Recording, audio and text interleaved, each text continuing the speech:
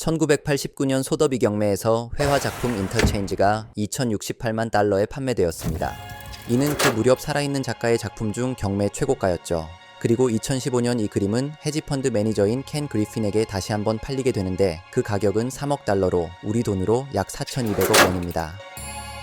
이 작품을 그린 예술가는 1926년 밀항으로 미국에 입국한 뒤 경제 대공황을 겪었으며 평생을 술에 취해 있었던 빌럼 데 쿠닝입니다. 빌럼 데 쿠닝은 네덜란드 로테르담의 와인 상인이자 음료 제조업자인 아버지와 바에서 일하던 어머니 사이에서 5남매 중 막내로 태어났는데요. 빌럼이 2살 무렵 부모님이 갈라섰습니다. 빌럼은 처음 3년간 아버지와 함께 살다가 그 후에는 어머니와 새아버지와 함께 살았는데요. 어머니는 항구 술집에서 일하며 가끔 남자들을 집에 데려오곤 했는데 이것은 그가 어머니에게 애정을 품는 요인이 되었죠. 그의 어머니는 고집이 세고 소유욕이 강하며 사랑에 있어서도 열정적인 여인이었는데요. 그녀의 이러한 모습은 나중에 성인이 된 아들에게서 다시 발현되죠.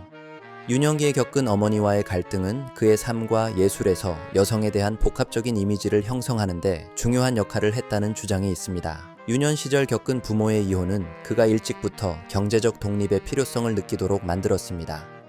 12살 소년 빌럼은 그래픽 디자인 견습을 시작하고 16살에 인테리어 디자이너로 직업을 구했죠.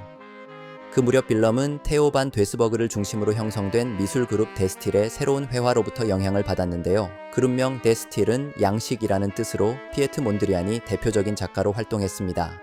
이들의 특징은 엄격한 직선과 직각 구도와 검정과 흰색 그리고 기본 색상으로 이루어지며 단순하고 기하학적인 표현을 지니고 있었고 이는 건축과 디자인에도 많은 영향을 미쳤습니다.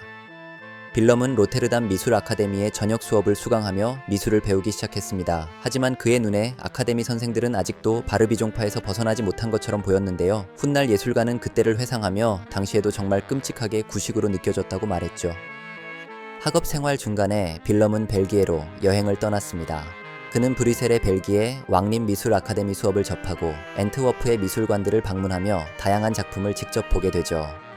이 시기 그는 벨기에뿐 아니라 독일과 파리에서 전개되던 현대 미술의 흐름에도 관심을 넓혔는데요. 나아가 프랭크 로이드 라이트의 건축에도 흥미를 가지게 됩니다. 고국으로 돌아온 후 다녔던 아카데미에서 마저 졸업장을 받은 빌럼의 머릿속엔 이제 어디로 가야 하는지 스스로에게 질문을 던졌는데요. 답은 미국이었습니다. 그 무렵 미국의 이미지는 젊은 빌럼에게 자유롭고 기회로 가득 찬 땅이었는데요. 밀항을 시도하면서 2번의 실패 끝에 1926년 여름 지인의 도움으로 화물선 기관실에 숨었고 불법적으로 미국에 도착하는 데 성공했습니다. 예술가는 나중에 영국의 미술평론가 데이비드 실베스터와 인터뷰를 하면서 밝혔는데요. 미국으로 이주한 결정이 유명한 예술가가 되고 싶어서라기보다 그곳에서 일하면 돈을 벌 수 있을 것 같아서였습니다. 빌럼은 버지니아주 뉴포트 뉴스로 입국한 뒤 뉴저지주 호보컨에 처음 정착하는데요. 그곳에서 그는 페인트공이나 목수로 일하며 생계를 이어갔습니다. 1927년 뉴욕으로 이주한 이후에는 인테리어 장식가, 가게 간판 화가, 그리고 나이트클럽 벽을 칠하는 일 등 여러 일을 전전하며 어렵게 생활을 이어갔죠. 게다가 그 무렵 원래도 쉽지 않았던 그의 삶에 결정적인 사건이 하나 더 겹칩니다. 바로 경제 대공황이 시작된 것이죠. 그나마 다행히도 대공황 시기 루스벨트 대통령이 예술가 고용을 지원하기 위해 시작한 WPA 페더럴 아트 프로젝트의 혜택을 받아 벽화일에 합류했습니다. 이때 큐비즘의 대가 페르낭 레제와 함께 일할 기회를 얻었는데요. 빌럼이 나중에 그때를 회상하면서 그 해는 정말 환상적이었다 말했죠. 하지만 그는 미국인 신분이 아니었기에 2년도 채 안 돼서 일자리에서 물러나야 했습니다. 외국인 법이 엄격해질수록 빌럼은 신분이 노출될까 두려움에 시달려야 했죠. 미국에서 거주한 지 8년쯤 지나서야 주말에 가끔만 그림을 그릴 여유가 있었던 빌럼에게 커리어의 전환점을 맞이할 계기가 찾아오게 됩니다. 미술 비평가들의 주목을 받기 시작한 건데요. 1939년 뉴욕 세계박람회에 벽화 일부를 그리도록 의뢰받았었는데 비평가들에게 그의 그림은 이전의 사실적인 미국 리얼리즘 회화와는 완전히 다른 것이었습니다. 이 무렵 빌럼에게 큰 영향을 끼친 인물로는 작업실을 같이 사용했었던 아실 고르키가 있었습니다. 고르키는 빌럼에게 영향을 주며 가장 가까운 친구가 되었는데요. 1948년 고르키가 스스로 생을 마감한 후 빌럼은 한동안 붓을 내려놓을 정도로 고르키는 그에게 너무나 소중한 사람이었습니다.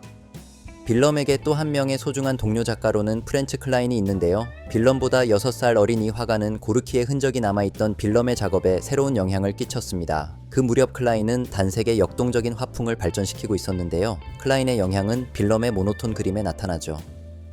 어려운 시기를 버텨낸 빌럼은 1948년 맨해튼의 찰스 이건 갤러리에서 드디어 첫 번째 개인전을 열었습니다.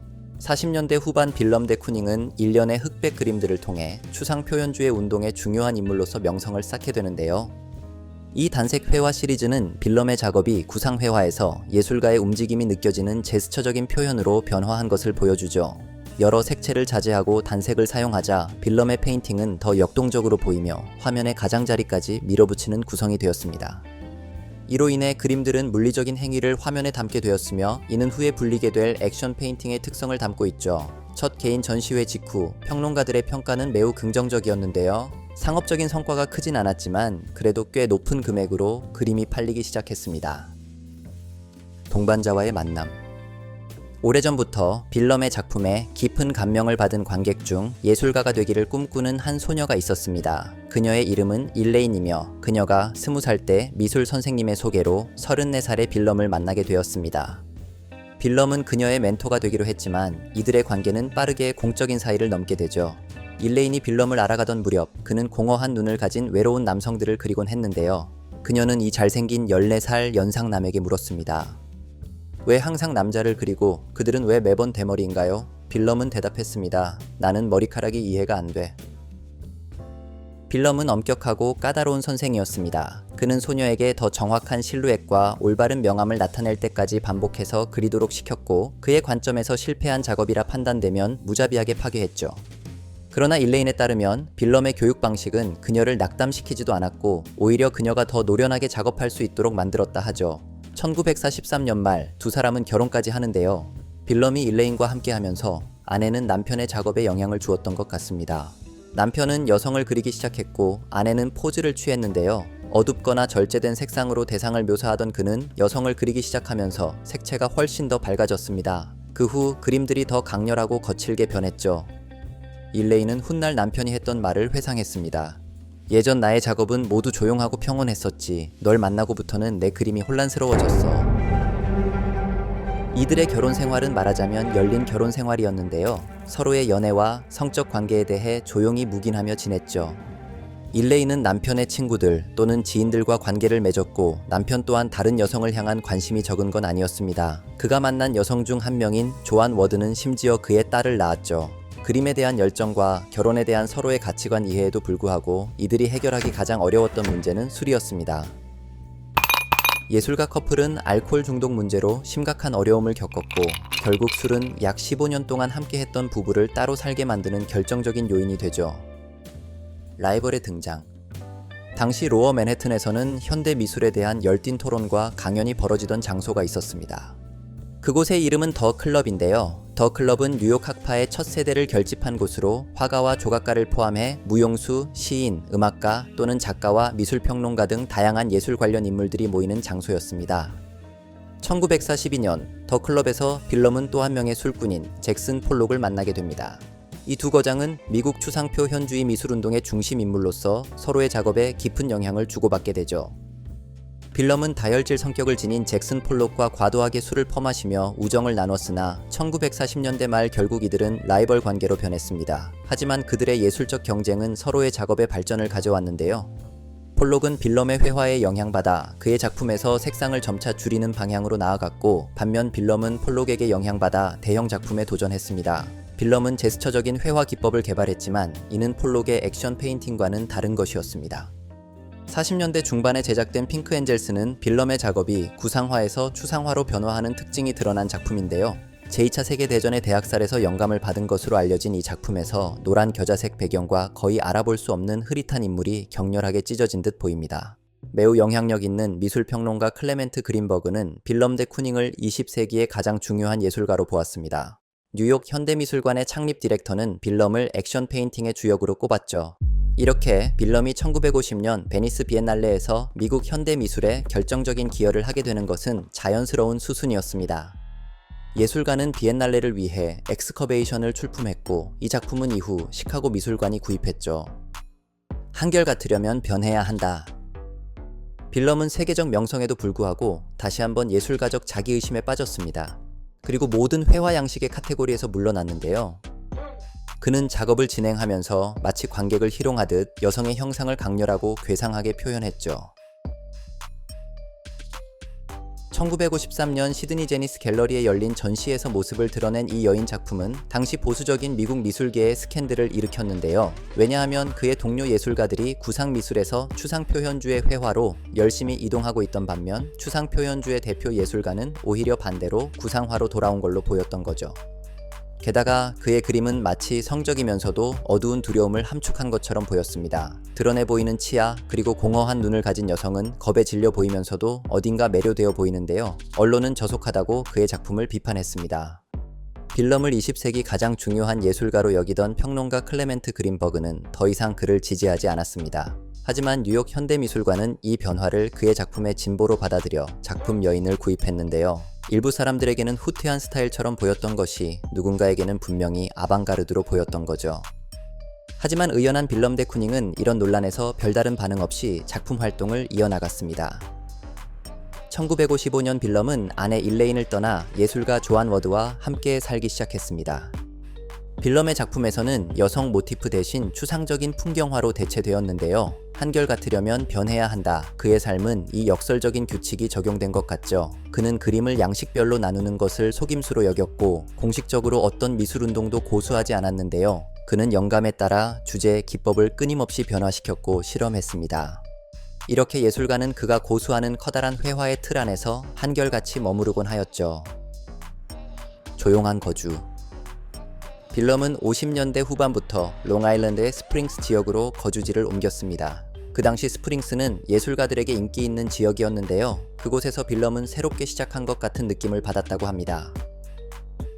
아마도 그는 급격하게 성장하는 뉴욕 미술 산업의 소음을 피하고자 도피한 것으로 보이죠. 그도 그럴 것이 이 무렵 빌럼은 큰 상업적 성공을 거두었으며 이에 따라 뉴욕 미술계의 새로운 스타가 되었고 게다가 카셀 도쿠멘타에 참여하면서 유럽 미술 시장에서도 큰 주목을 받게 되었기 때문입니다. 이로써 그는 미국에서 25년을 보낸 후에야 작품 판매로 안정적인 재정을 누릴 수 있게 되었습니다. 5, 60년대는 로버트 라우센버그를 시작으로 제스퍼 존스, 앤디 워홀 등 새로운 세대의 예술가들이 등장하면서 도시, 광고, 소비 문화가 반영된 팝아트 시대가 열렸는데요. 게다가 라우센버그는 빌럼 데 쿠닝을 예술적 아버지로 존경하면서도 그가 빌럼에게 받은 작품을 지우는 방식으로 아이러니하고 유머러스한 행위를 했죠.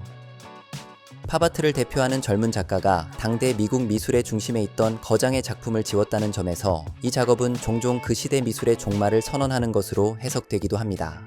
하지만 만약 라우센버그가 자신의 드로잉을 지웠다면 사람들은 그저 그림이 마음에 들지 않아 수정했거나 폐기한 것으로 받아들였을 텐데요. 라우센버그는 지우는 행위 자체가 하나의 예술이 되기를 원했습니다. 추상표현주의는 완성된 이미지뿐 아니라 그리는 행위 자체 역시 예술로 보는 관점이었고 따라서 그 무렵 미국 추상표현주의 미술의 중심에 서 있던 빌럼 데 쿠닝의 드로잉을 지운다는 것은 단순한 수정이 아니라 미술사적 맥락에서 벌어진 하나의 행위이자 사건으로 받아들여질 수 있었습니다. 작품을 파괴하는 행위와 창조하는 행위의 경계를 허무는 개념 미술로 인정받게 된 것이죠. 그렇다고 해서 렘브란트처럼 이미 세상을 떠난 거장의 작품을 지우는 일은 예술이 되기 전에 범죄 행위일 것입니다. 그래서 라우센버그는 그가 평소 존경하던 예술가인 빌럼 데 쿠닝에게 직접 허락을 구했고 그의 드로잉을 지우는 방식으로 작업을 진행했던 거죠. 이 지점에서 우리는 라우센버그가 빌럼 데 쿠닝을 동시대 미술의 중요한 인물로 분명하게 인지하고 있었다는 사실을 알 수 있는데요. 그렇게 볼 때 이 작업은 젊은 예술가의 단순한 도발이라기보다 선배 예술가를 향한 존경이 동시에 담긴 복합적인 제스처로 이해되기도 합니다. 한편 빌럼의 입장에선 어땠을까요? 그는 이 작품이 공개적으로 전시되기 시작하자 화를 냈다고 합니다. 그는 이 파괴 행위가 예술가들 사이에서 그저 사적인 일로 남아야 했다고 믿었기 때문인데요. 게다가 라우센버그의 행동은 빌럼이 느끼기에 그저 유치할 뿐이었죠. 그리고 거장은 다시 여인 주제로 돌아갔습니다. 그의 후기 작품에서는 추상적인 풍경 속 여성이 자주 등장하는데요. 이때는 더 평화롭고 가벼운 색감으로 표현되었죠. 작품의 색상은 더 부드러워졌고 형태는 더 유연해졌습니다.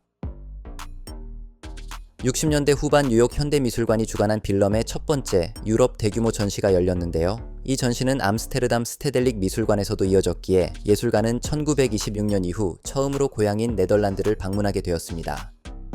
런던 테이트 갤러리에서의 전시 기간에는 프랜시스 베이컨을 만나기도 했죠. 이번 유럽 여행은 예술가에게 특별한 영감을 선사했는데 그것은 청동 조각 작업에 몰두할 강렬한 동기였습니다. 빌럼은 평생 심각한 알코올 중독을 겪었고 종종 의식을 잃을 정도로 술에 취해 있었지만 술조차 그의 창작을 방해하진 못했죠. 그가 70대 중반 노인이 되었을 때 공식적으로는 이혼하지 않은 아내 일레인과 다시 함께 살게 되었고 그녀는 그를 술에서 멀어지도록 도와주었습니다. 아내는 폐암으로 8년 먼저 남편 곁을 떠나야 할 때까지 그를 보살폈죠. 빌럼은 생애 마지막 몇 년 동안에는 가족이나 가까운 친구를 알아보지 못했지만 80년대에 그가 그린 유화작품만 300점 이상입니다. 빌럼 데 쿠닝은 자신의 노년 시기 특유의 스타일을 발전시켰는데요. 이는 이전의 밀도 있는 구성과 복잡한 색채와는 대조적으로 단순한 형태와 밝은 색채가 특징이죠. 일부 비평가들은 그의 삶 후기 작품의 예술적 가치를 부인하지만 다른 이들은 야망과 집중력이 만들어낸 기적적인 성취라 말합니다. 이번 시간에는 빌럼 데 쿠닝에 대해 알아보았는데요. 영상이 마음에 드셨다면 구독과 좋아요 눌러주시고 앞으로 소개될 더 흥미로운 예술가 이야기를 만나보세요. 시청해주셔서 감사합니다.